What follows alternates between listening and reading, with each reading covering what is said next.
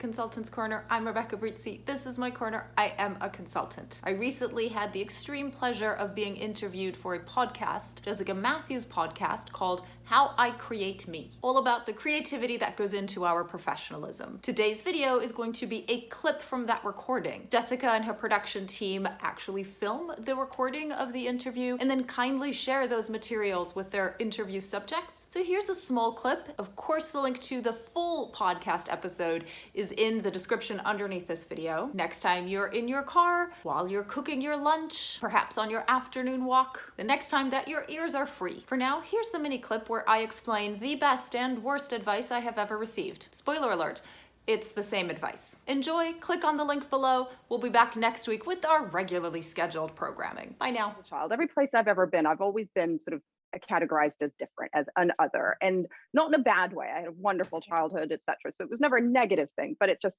a factual thing. But when I was very, very young, it also meant that I and my family were often the subject of gossip.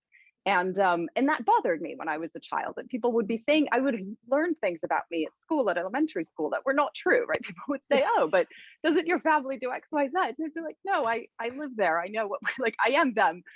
What are you talking about? And once I was talking to my mother about this, and I was complaining, I was whining about the fact that people gossiped about us. And she gave me the best and at the same time worst advice I've ever received, which is, who cares if people are talking about you? At least they've noticed you. Or who cares what they're saying about you? At least they've noticed you. And this like took a while to sink in, but it's what really first started me thinking about, I can't control what other people say or what other people do. All I can control is how I show up and what I present to the world.